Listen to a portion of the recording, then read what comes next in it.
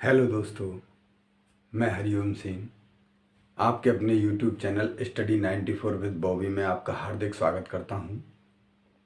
आज मैं आप लोगों के सामने क्लास 10 की कक्षा 10 की एक प्रश्नावली, जो कि पहली प्रश्नावली है, जिसका नाम है वास्तविक संख्या। क्या है सर? वास्तविक संख्या। उसका अध्ययन हम करने जा रहे हैं बहुत ही अच्छे तरीके से।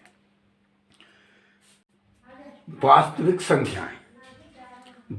संख्याएं जानने के लिए सबसे पहले हमें कुछ अन्य चीज़ों के बारे में जानना होगा।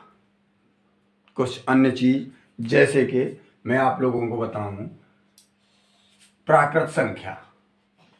प्राकृत संख्या ये क्या है साहब?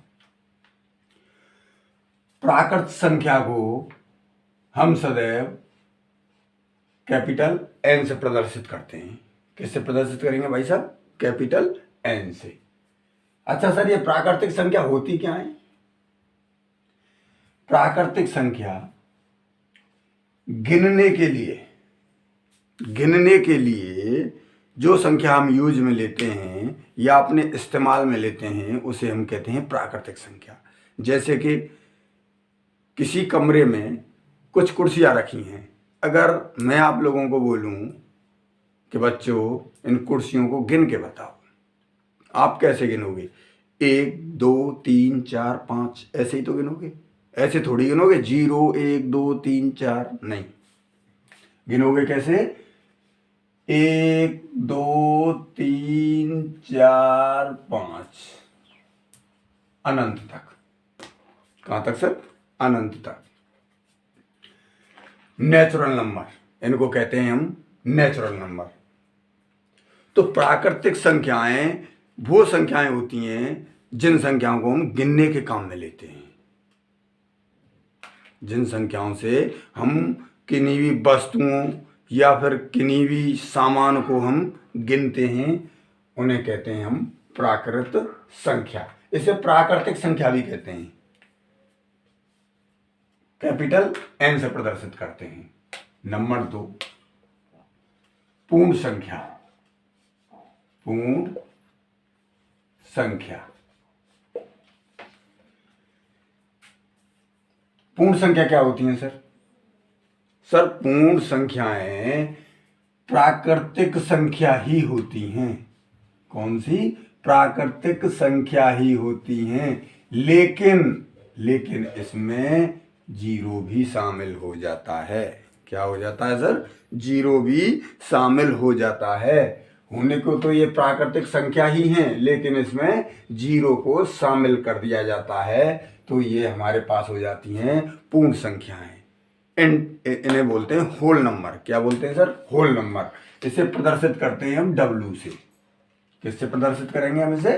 डब्ल्यू से।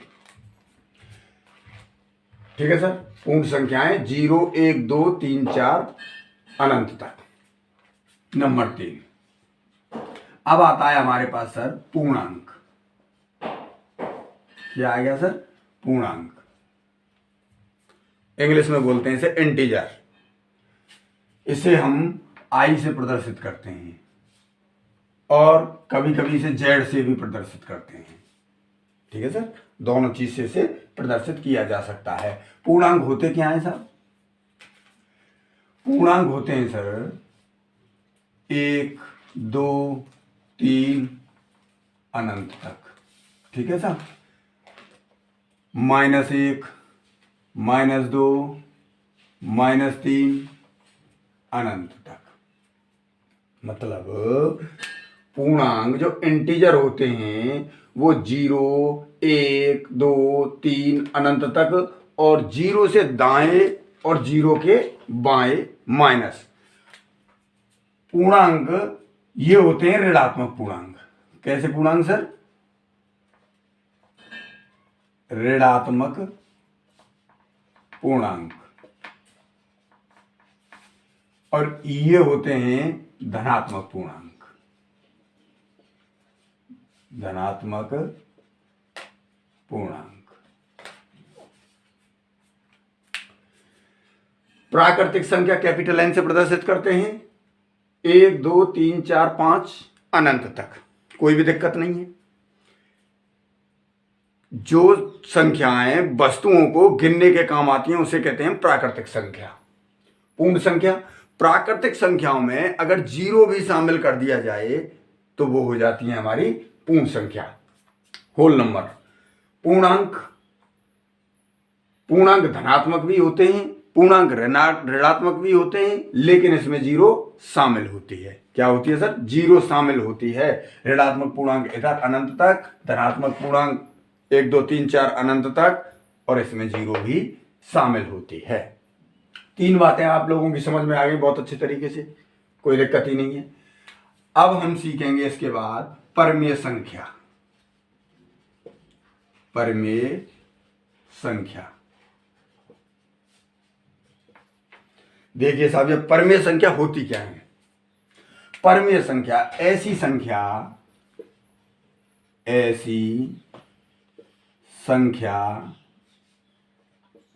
जिन्हें P/Q के रूप में प्रदर्शित किया जा सके।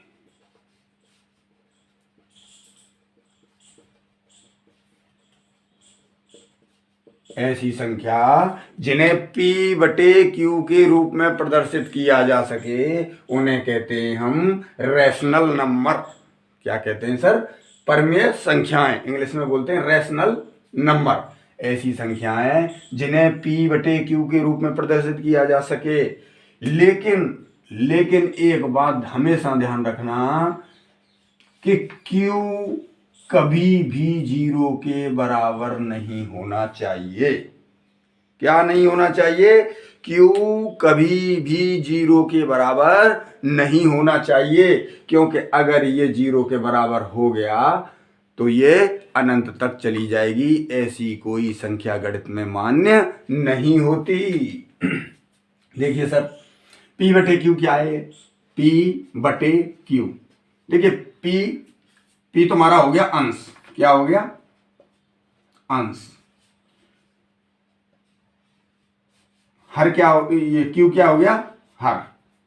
इसमें हम कोई भी संख्या ले सकते हैं। जैसे हमने ले लिया 4/5। क्या ले लिया? 4/5। क्या ये परमेय संख्या है? जी परमेय संख्या है। लेकिन कैसे पता कैसे लगाओगे परमेय संख्या है कि नहीं? परमेय संख्या का मतलब होता है कि जो P है अंश के रूप में वो पूर्णांक होना चाहिए, और जो Q है हर के रूप में वो भी पूर्णांक होना चाहिए। देखिए 4 पूर्णांक है क्या? 4 जो है वो पूर्णांक है क्या? जी सर, पूर्णांक है सर। 1 2 3 4 अनंत तक आते हैं, प्लस में कोई दिक्कत नहीं है, माइनस में भी होता तो भी पूर्णांक होता। 5 पूर्णांक है सर, पूर्णांक है। दोनों अगर पूर्णांक हो गए तो ये क्या हो गई? परमेय संख्या। क्या हो गई भाई साहब? परमेय संख्या। हमने ले लिया -3/5। क्या ये परमेय संख्या है? जी परमेय संख्या है। क्यों? -3 पूर्णांक है क्या? देखो दोनों पूर्णांक होना जरूरी है, लेकिन Q पूर्णांक जीरो भी होता है। पूर्णांक जीरो भी होता है, लेकिन Q के रूप में ये कभी नहीं आना चाहिए। अगर ये Q के रूप में आ गया तो समझो परमेय संख्या नहीं हो सकती। क्या कोई भी संख्या नहीं हो सकती? ऐसी गणित में संख्याएं अमान्य होती हैं। जैसे 5/0, 5 पूर्णांक है, 0 पूर्णांक है, लेकिन 0 नहीं आना चाहिए, इसलिए यह परमेय संख्या नहीं हो सकती। 0 का भाग अगर हम 5 में लगाएंगे तो यह कहां तक पहुंचेगी? अनंत तक। ऐसी कोई संख्या गणित में मान्य नहीं होती, इसलिए ये Q बराबर 0 कभी भी नहीं होना चाहिए। ठीक है सर। अब -3/5 परमेय संख्या है, क्योंकि -3 पूर्णांक है और 5 भी पूर्णांक है। और 3/-5 ये भी परमेय संख्या है। दोनों पूर्णांक होना चाहिए, बस कुछ नहीं देखना हमें देखना है पूर्णांक है कि नहीं। पूर्णांक कहाँ है हमारे, ये रहे, 0 से बाईं तरफ अनंत तक, 0 के दाईं तरफ अनंत तक, कोई दिक्कत आने वाली नहीं है। 3/-5, जी हाँ परमेय संख्या है। क्यों है परमेय संख्या? क्योंकि 3 भी पूर्णांक है और -5 भी पूर्णांक है। अच्छा, अगर मैं आप लोगों के लिए दे दूं -3/0, तो सर परमेय संख्याएं, मान लीजिए मैंने आप लोगों के लिए बोल दिया 2/2.5, ये प्राकृतिक संख्या है कि नहीं? बताइए, ये प्राकृतिक संख्या है कि नहीं? नहीं सर, प्राकृतिक संख्या हमारे पास क्या थी? 1, 2, 3, 4 अनंत तक। भाई 2 के बाद या तो 3 आता या इससे पहले 1 आता। ये 2.5 ये प्राकृतिक संख्या नहीं है। ठीक है सर, प्राकृतिक संख्या नहीं है। अच्छा, 3.4 ये पूर्णांक है क्या? ये पूर्णांक सर नहीं हो सकता। ये पूर्णांक क्यों नहीं हो सकता? भाई पूर्णांक क्या थे हमारे पास? धनात्मक पूर्णांक तो 1, 2, 3, 4 अनंत तक, और माइनस में इधर -1, -2, -3, कहां तक? अनंत तक। तो ये पूर्णांक है नहीं सर। क्यों? 3 के बाद या तो 4 आता या 3 से पहले 2 आता। ये क्या है? 3.4। ये पूर्णांक नहीं है, ये पूर्णांक नहीं है, ये प्राकृतिक संख्या भी नहीं है और ये पूर्ण संख्या भी नहीं है। अच्छा, एक बात बताइए, जैसे परमेय संख्या हमने पढ़ा था, क्या पढ़ा था हमने? परमेय संख्या। परमेय संख्या P/Q के रूप में होती है। मैं आप लोगों के लिए बोलूं 16/24, क्या ये परमेय संख्या है? क्या ये परमेय संख्या है? आप लोग बोलोगे है सर, लेकिन ये परमेय संख्या नहीं है। क्यों नहीं है? परमेय संख्या का एक और डेफिनेशन होती है, इसकी एक और डेफिनेशन होती है। डेफिनेशन कौन सी होती है? कि P और Q का महत्तम समापवर्तक है ना, महत्तम समापवर्तक वो हमेशा 1 होना चाहिए, तभी परमेय संख्या होगी। जैसे 8 दूनी 16 और 8 तिया 24। भाई 8 से काट लिए हमने। अब देखिए 2 और 3 का मासा कितना आएगा? सदैव 1, क्योंकि ये अभाज्य गुणनखंड है। कैसे हैं ये? कोप्राइम नंबर बोलते हैं इनको। क्या बोलते हैं सर? Coprime number. मासा कितना आ गया? 2/3 का मासा 1। तो मासा हमेशा क्या आना चाहिए? जैसे 4/5, 5/6, ये है परमेय संख्या है। भाई ये तो मिश्रित रूप है इसका। मिश्रित रूप से हम कभी भी परमेय संख्या नहीं कह सकते। क्यों नहीं कह सकते? क्योंकि इन्हें काटने के बाद जो हमारे पास आएगा वो ही परमेय संख्या कहलाएगी। अच्छा सर, परमेय संख्या हमारे पास हो गई। अब बताइए मेरे लिए तुम √2/2, क्या ये परमेय संख्या है? क्या ये परमेय संख्या हो सकती है? जी सर, देखिए 2 हर में 2 है, ये पूर्णांक है सर, पूर्णांक ही तो है 2। √2 पूर्णांक है? नहीं है सर, ये परमेय संख्या कभी भी नहीं हो सकती। अगर हम सीधे सीधे आपके लिए बोलें कि 8 परमेय संख्या है, 8 परमेय संख्या है? जी सर, परमेय संख्या है। क्यों है? क्योंकि हम जब इसके नीचे कुछ नहीं है तो इसके नीचे हम 1 लगा सकते हैं। कोई भी संख्या सही, 5 के नीचे कुछ नहीं है, 1 लगा सकते हैं। तो P/Q हो गया ना, Q के बराबर में 0 नहीं है, बस परमेय संख्या है कि नहीं हमारे पास? कोई भी अकेली संख्या परमेय संख्या होती है। अच्छा, मैं आप लोगों के लिए बोलूं √4, क्या ये परमेय संख्या है? आप लोग बोलेंगे है सर। क्यों है? परमेय संख्या अगर इसका हम अंडर रूट इसे हल करेंगे तो क्या आएगा हमारे पास? 2। 2 परमेय संख्या है सर।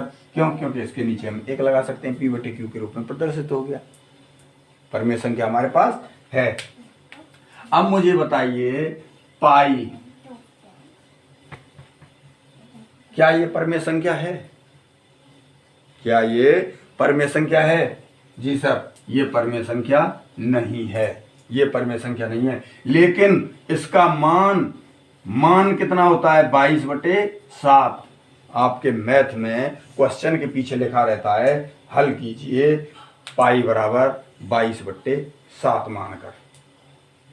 तो 22/7 एक परमेय संख्या है। क्यों? क्योंकि 22 पूर्णांक है भाई, 22 पूर्णांक है, 7 भी पूर्णांक है। तो ये परमेय संख्या है, तो ये अपरमेय संख्या क्यों है? ये परमेय संख्या क्यों नहीं है? इसका कारण यही है कि पाई का मान जो 22/7 आप पढ़ते हो ना, ये कभी भी इसका मान नहीं है, कभी भी इसका मान नहीं है। लेकिन लगभग में इसे माना जाता है, लगभग में माना जाता है। पाई का मान हम लगभग में लेंगे। अगर हम ये मान फिक्स से अगर इसका नहीं लेंगे तो हमारे आंसर कभी भी नहीं आएंगे, समझे? तो पाई कैसी है? पाई एक अपरमेय संख्या है, अपरमेय संख्या है। अपरमेय संख्या कौन कौन सी होगी?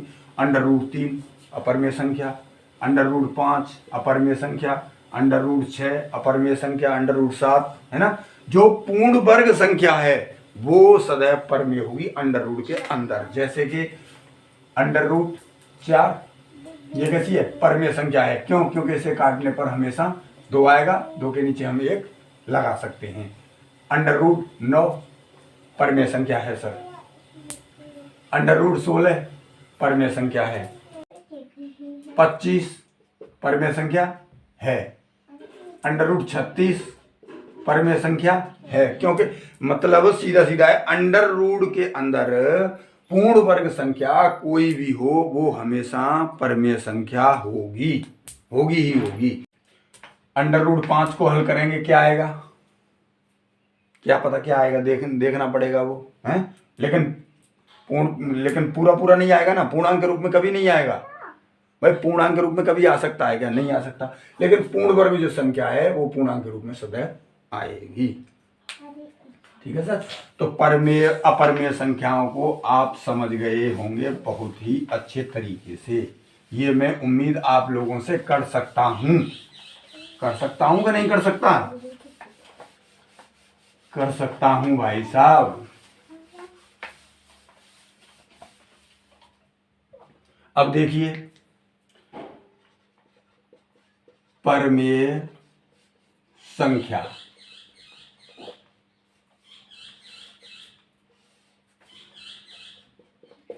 शांत और अशांत। परमेय संख्या का दशमलव प्रसार,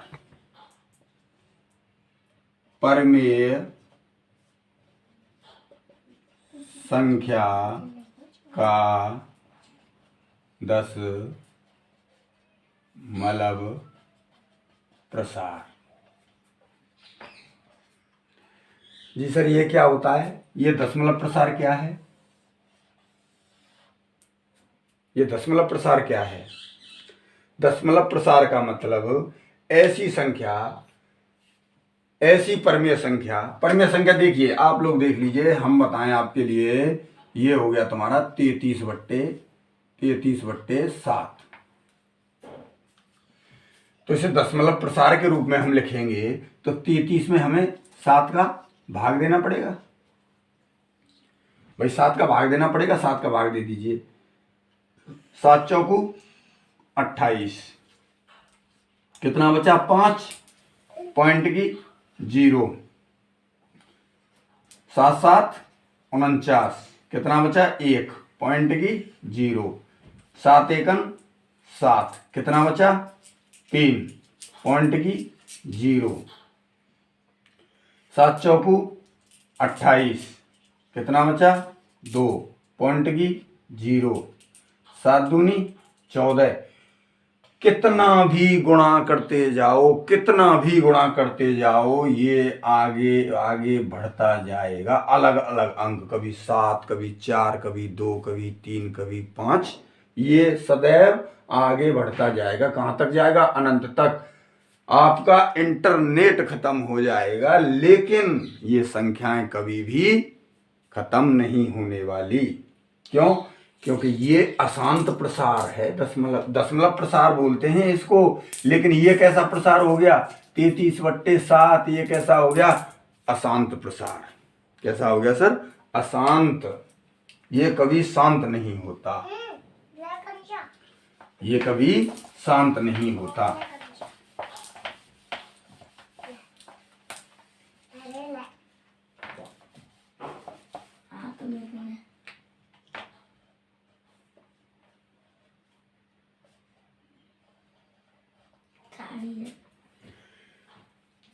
जैसे अशांत प्रसार में एक और उदाहरण ले लेंगे हम, 7/3। अगर 7 में हम 3 का भाग देंगे, 3 दूनी 6, 3 दूनी 6, कितना आ गया? 1 पॉइंट की 0, 3 तिया 9, 1 पॉइंट की 0, 3 तिया 9, 1 पॉइंट की 0, 3 तिया 9। ये 3 3 3 अनंत तक आता जाएगा, ये कभी नहीं रुकेगा, ये कभी नहीं रुकेगा। इनको बोलते हैं हम, क्या बोलते हैं इनको? क्या बोलते हैं? अशांत परमीय संख्या। कैसी? दशमलव प्रसार के रूप में कैसी संख्या है ये? अशांत परमीय संख्या। और शांत बोलेंगे हम 26/8। 26 में हमने 8 का भाग लगाया, 8 दूनी 16, 8 तिया 24, बचा कितना? 2 पॉइंट की 0, 8 दूनी 16, कितना बचा? 4 पॉइंट की 0, 8 पंजे 40, कितना आ गया? 3.25। शेषफल कितना आ गया हमारे पास? 0। ये शांत प्रसार क्यों है? ये शांत प्रसार इसलिए है, हमारे पास आखिरकार शेषफल 0 आया है। यहां हमारे पास शेषफल कभी भी 0 नहीं आ सकता, कभी भी 0 नहीं आ सकता। तो ये कैसा प्रसार हो गया सर? अशांत प्रसार। ये हो गया शांत प्रसार। ठीक है भाई साहब।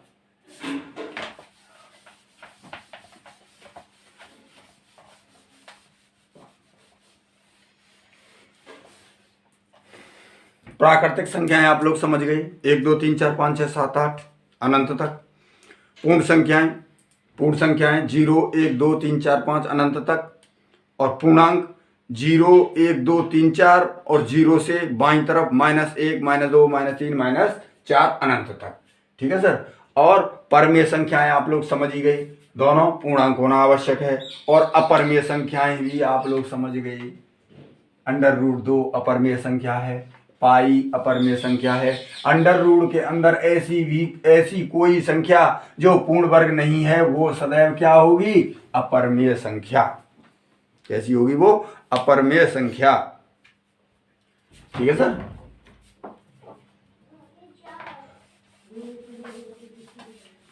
उम्मीद करता हूं आप लोगों ने बहुत अच्छी तरीके से समझा होगा। अब यहां से आगे बढ़ते हैं। परमेय अपरमेय आप लोग समझ गए। अब बढ़ते हैं हम वास्तविक संख्याएं। क्या पढ़ेंगे हम? वास्तविक संख्याएं। वास्तविक संख्याएं, वास्तविक संख्या और काल्पनिक संख्या। काल्पनिक संख्या देखिए साहब, वास्तविक संख्या, प्राकृतिक संख्या, पूर्ण संख्या, पूर्णांक, परमीय संख्या, कोई भी परमीय संख्या, सब वास्तविक संख्याएं होंगी। टोटल क्या होंगी? वास्तविक संख्याएं।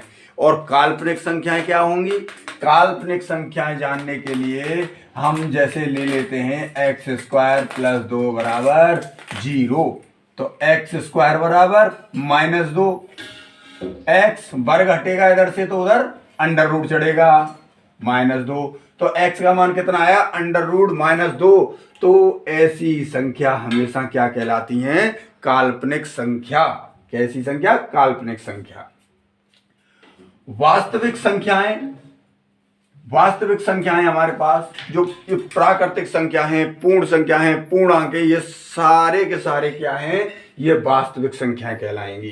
कैसी कहलाएंगी? ये वास्तविक संख्याएं।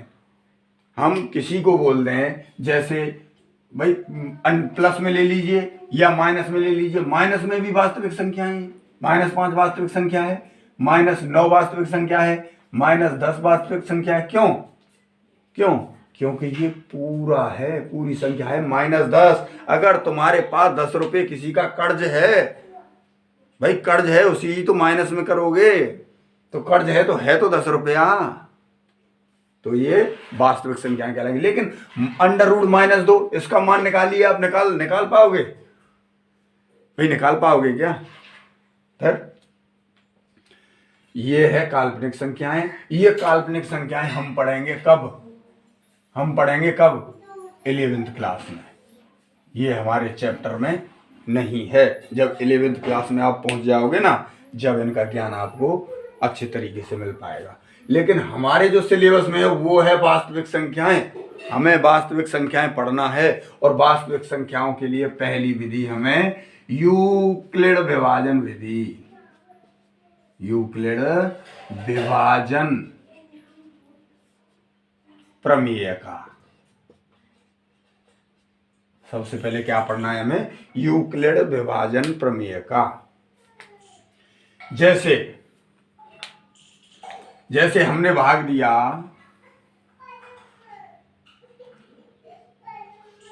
28 में 8 का भाग देते हैं। 8 तिया 24, बचा कितना? 4, पॉइंट की 0, 8 5 40, शेषफल क्या आया? 0। एक और भाग देके देख लीजिए, 35 में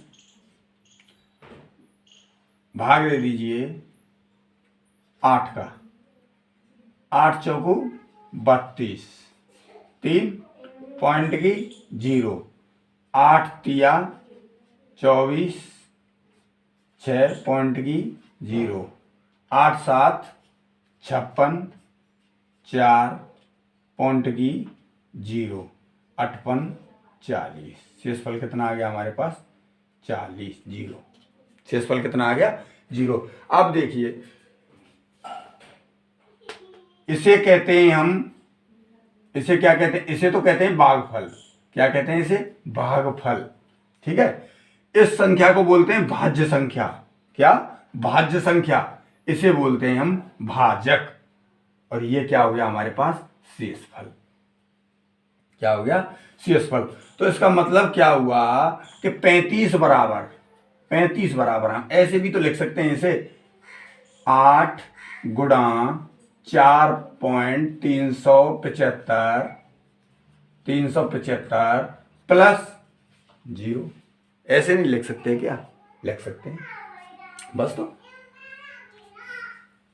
और देखिए, और उदाहरण के जरिए मैं आप लोगों को समझाता हूं।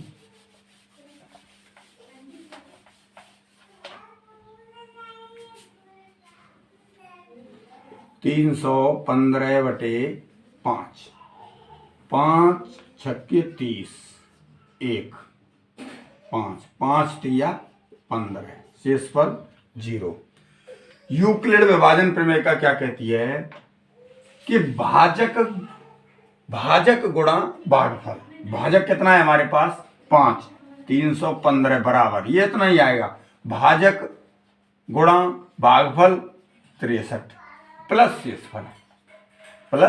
शेषफल। पूरी की पूरी यूक्लिड विभाजन प्रमेय का इसी पर आधारित है। कोई भी दिक्कत नहीं आएगी। इसे हम शुरू करेंगे अगली क्लास में। आज के लिए हम आप लोगों से अनुमति चाहते हैं। जय हिंद, जय भारत।